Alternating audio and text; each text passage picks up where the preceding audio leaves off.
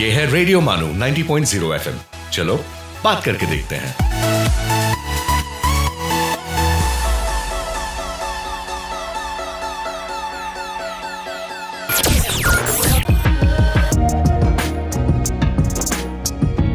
Let's listen to Chronicles of the Past.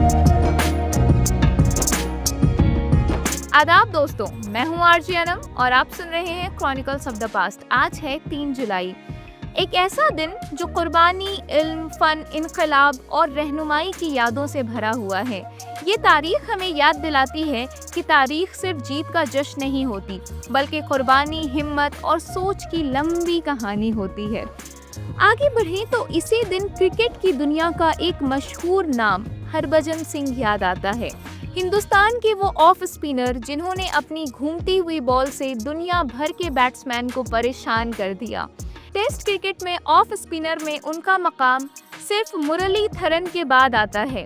Cricket के साथ साथ उन्होंने तमिल सिनेमा में भी अपनी जगह बनाई, जो उनकी मल्टी टैलेंटेड शख्सियत को दिखाता है।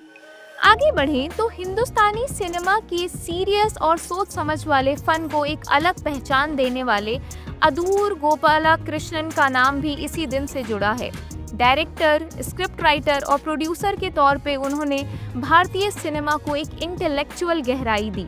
पद्मश्री, पद्म विभूषण और दादा साहब फाल्के जैसे अवार्ड उनकी जिंदगी भर की मेहनत और विजन का एतराफ़ हैं।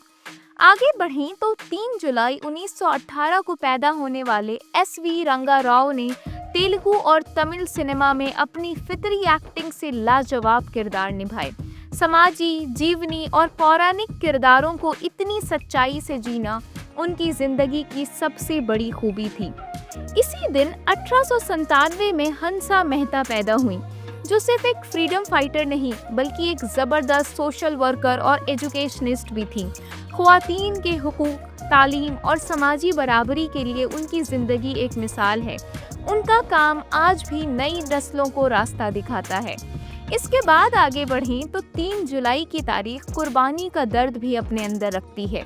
1746 में बाबा बंदा सिंह बहादुर को मुग़ल बादशाह के हुक्म पर शहीद कर दिया गया। उन्होंने जुल्म के खिलाफ आवाज़ बुलंद की और 1710 में मुग़ल्स को शिकस्त देकर इंसाफ का परचम बुलंद किया। उनकी शहादत हिम्मत और सच के लिए कुर्बानी की एक रोशन मिसाल है। आगे बढ़ें तो 1707 में आज ही के दिन मराठा फौज ने दिल्ली पर कब्जा किया, जो उस दौर में हिंदुस्तान की सियासत का एक अहम मोड़ था। ये वाक़या मराठा कुव्वत और उनके असर को जाहिर करता है। इसके बाद इल्म और माशियात की दुनिया में 1819 में अमेरिका का पहला saving bank, bank of saving in New York कायम हुआ, जिससे आम लोगों में बचत और मुस्तकबिल की सोच का फ़रोग मिला। इसके बाद आज़ादी की जंग के सफ़र में 1879 में वासुदेव बलवंत फाड़के को गिरफ्तार किया गया, जो ब्रिटिश हुकूमत के खिलाफ पहले आर्म्ड रिवॉल्यूशनरीज में से एक थे। इसके बाद 1884 में डो जोन्स ने अपना पहला स्टॉक इंडेक्स पब्लिश किया, जो बाद में दुनिया भर की फाइनेंशियल दुनिया का एक बुनियादी पहलू बन गया। और 1886 में न्यूयॉर्क ट्रिब्यून ने प्रिंटिंग मशीन का इस्तेमाल करके जर्नलिज्म में एक नया दौर शुरू किया। इसके बाद 1908 में ब्रिटिश सरकार ने बाल गंगाधर तिलक को सेडिशन के इल्ज़ाम में गिरफ्तार किया। स्वराज मेरा जन्मसिद्ध अधिकार है कहने वाले तिलक की गिरफ्तारी ने पूरे मुल्क में इनकलाबी जज्बा और तेज कर दिया था। इसके बाद साइंस और टेक्नोलॉजी में 1928 में लंदन से पहला कलर टीवी प्रोग्राम ब्रॉडकास्ट किया गया, जो मीडिया और कम्युनिकेशन की दुनिया में एक नया सफ़र था। इसके बाद खेल के मैदान में 2011 का विंबलडन भी इसी दिन याद आता है, जब नोवाक जोकोविक ने मर्दों के सिंगल्स में खिताब जीता और पेट्रा विटोवा ख़वातीन की चैंपियन बनी। आज का दिन कुछ खास पैगाम भी देता है।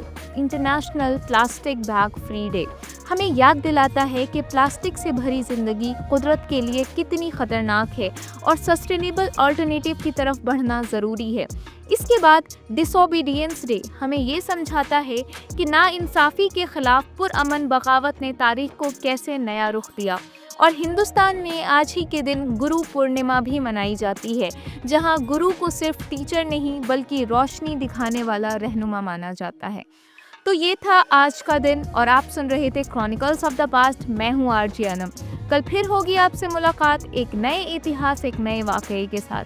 तब तक के लिए अपना ख्याल रखिए, सीखते रहिए और सुनते रहिए रेडियो मानो 90.0 FM। चलो बात करके देखते हैं। आप सुन रहे थे क्रॉनिकल्स ऑफ द पास्ट।